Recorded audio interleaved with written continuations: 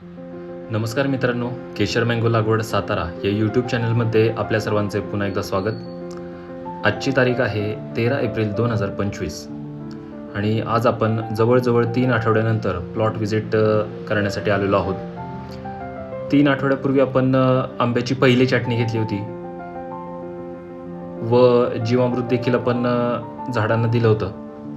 तर ही आता तुम्ही बघू शकता 9 महिन्यांची बाग आहे आणि 9 महिन्यांमध्ये आपण पहिल्यांदाच छाटणी केली आहे व त्याची ग्रोथ व त्याचे रिझल्ट कसे काय आलेत हे आज आपण या व्हिडिओद्वारे पाहणार आहोत.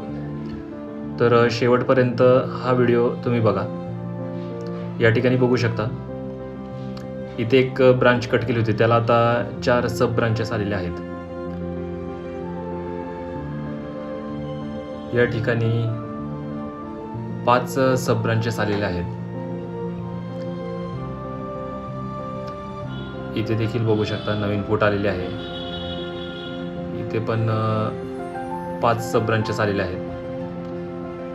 तर छाटणीचा फायदा यावरून आपल्याला कळेलच की एक फांदी छाटल्यामुळे त्याला मिळणाऱ्या पुढील 4 ते 5 फांद्या व त्याला होणारी फळधारण, याचा अर्थ आंबा छाटणी केल्यामुळे झाड वाढतं आणि त्याला फळधारण देखील, ब्रांचेस जास्त असल्यामुळे फळधारण देखील जास्त प्रमाणात होते.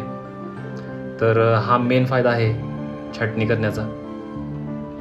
या ठिकाणी बघू शकता छोटे कोंब आलेले दिसत आहेत. हे देखील पुढच्या 15 ते 20 दिवसामध्ये सेट होतील. त्याचे देखील व्हिडिओ आम्ही तुम्हाला दाखवूच. इथे बघू शकता खूपच कवळी फूट आहे. प्रत्येक ठिकाणी मिनिमम 4 ते 5 ब्रांचेस आलेल्या आहेतच. इथे बघा.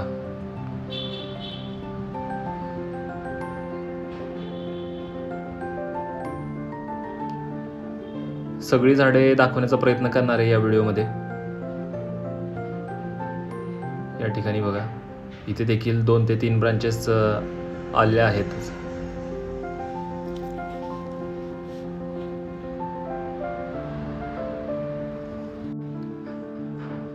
छाटणीचे फायदे हे आपण या आधीच्या व्हिडिओमध्ये सांगितलेले आहेत. तर तो व्हिडिओ देखील तुम्ही बघू शकता आपल्या चॅनेलवर. व जीवामृतचे फायदे व जीवामृत कसे तयार करायचे हे देखील आपण या आधीच्या व्हिडिओमध्ये दाखवलेलं आहे. तर ते एकदा व्हिडिओ तुम्ही चेक करू शकता आपल्या यूट्यूब चॅनेलवरच. आम्ही स्टेप बाय स्टेप सगळी माहिती देण्याचा प्रयत्न करतो या चॅनलद्वारे.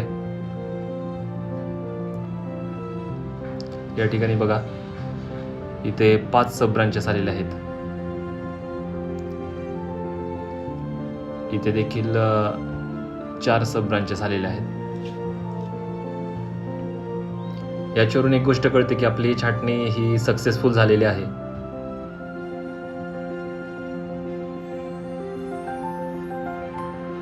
छाटणी केल्यामुळे काय होतं, झाडांची वाढ अशी वेडीवाकडी होत नाही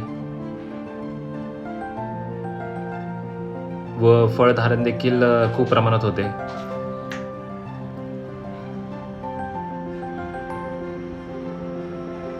झाडांमध्ये मोकळी हवा राहते छाटणी केल्यामुळे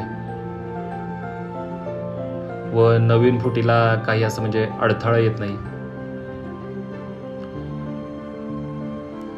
ॲक्च्युली छाटणी केल्यावर हे जे तुम्हाला छाटणी केलेले मार्क दिसत आहेत, तर त्याच्यावर आपण बुरशीनाशकचे डॉट दिले होते.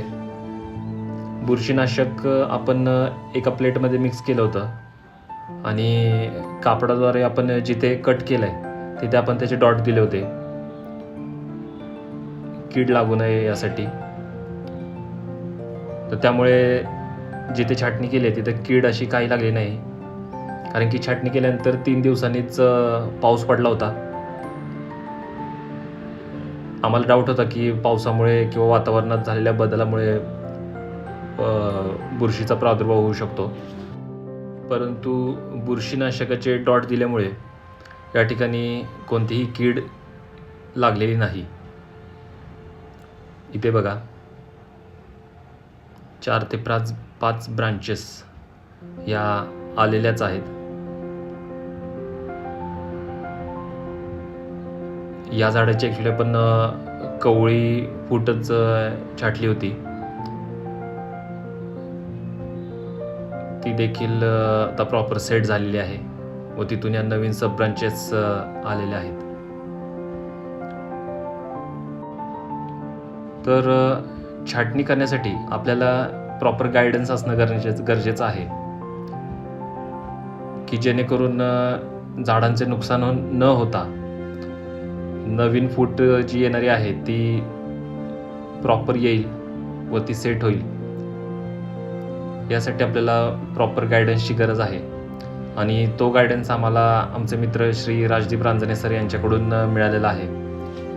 तर तुम्ही देखील तुमच्या प्लॉटमध्ये झाडांची लागवड करणार असाल तर मी राजदीप सरांचा नंबर स्क्रीनवरती दिलेला आहे. तर हवं तर तुम्ही त्यांना कॉन्टॅक्ट करू शकता व त्यांचे मार्गदर्शन घेऊ शकता. त्याचा तुम्हाला फायदाच होईल व आपल्या यूट्यूब चॅनलद्वारे देखील आम्ही स्टेप बाय स्टेप प्रत्येक झाडाची माहिती देत असतो. तर ते देखील तुम्ही एकदा चेक करू शकता व तुमचे काही सजेशन्स असतील तर ते देखील तुम्ही आम्हाला कमेंटद्वारे सांगू शकता. काही क्वेरीज असतील तर त्या देखील विचारू शकता. आम्ही त्याचे उत्तर देण्याचा नक्की प्रयत्न करू. तुमच्यापैकी कोणी या क्षेत्रात नवीन असेल तर त्याला आपल्या या यूट्यूब चॅनलचा नक्की फायदा होईल. सो तुम्ही आपला चॅनल शेअर करा व कमेंट करा. धन्यवाद.